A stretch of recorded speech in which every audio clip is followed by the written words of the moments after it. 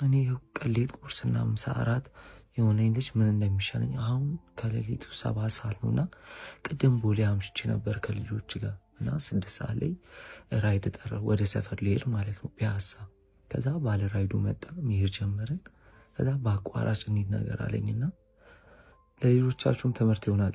በአቋራጭ እንሂድ አለኝና በዚህ በፍልውሃ የውጭ ጉዳይ ሚኒስተር ምናምን ባለበት ህንፃ የውጭ ፕሮሰስ የሚያልቅበት ህንፃ አለ ከፍልውሃ ወረድ ብላችሁ። ከዛ በሱ ህንፃ በአቋራጭ ሄደን በመሀል ጭር ያለ ቦታ ላይ መኪናውን አቆሙና ሽንቴ መጣልኝ።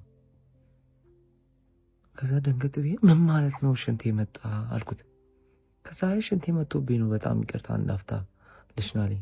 ከዛ ደንገጥ አልኩኝ። በቃ ምንም አላልኩትም። አይኑን እያየሁ በቃ ሸዋሸዋ ልሰራ ነው ስልኬን በሉኝ በቃ ብዬ በቃ ሀሳቤ እንዳለ በቃ እንትን አለ ውዝግብ አልኩኝ። በጣም ፈሮኝ።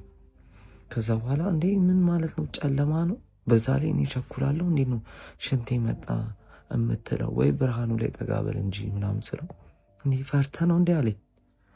ከዛ እኔ በህይወቴ ደግሞ በጣም ነው የምጠላው ፈርተ ነው ምናምን በጣም በቃ እኔ ምን ማለት ነው ፈርተ ነው ምናምን እንዴ እኔ አልጮኩም መስጮኩኝ አልኩት።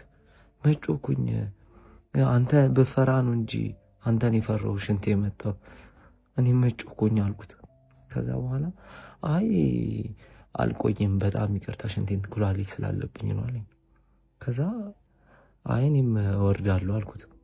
በቃ የሆነ ነገር ነው ወይ ሰው እየጠበቀኝ ነው ጓደኞቹን ሰብስቦ ከዛ ሽንቴን ብሎ ሱጣ ከጀርባ ሊገቡ እንደዛ ነው ያሰብኩት። ከዛና እኔም እሸናለሁ ስለው እና ሽና ምን አገባኛል። ከዛ እንደዛም ከሆነ እንዴት ነው አሁን ሄጄ የምሸነው በቃ ውዝግብ አልኩኝ። ከዛ ወጣው እሱም ወጣ ምናምን።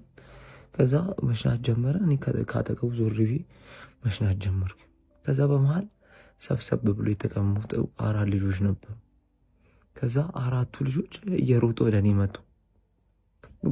በጣም ድንግጥ ያልኩት። ከዛ በኋላ ጠጋስ አርሰናል ዋንጫ አይበላም አርሰናል ዋንጫ አይበላም ምናምን አሉኝ።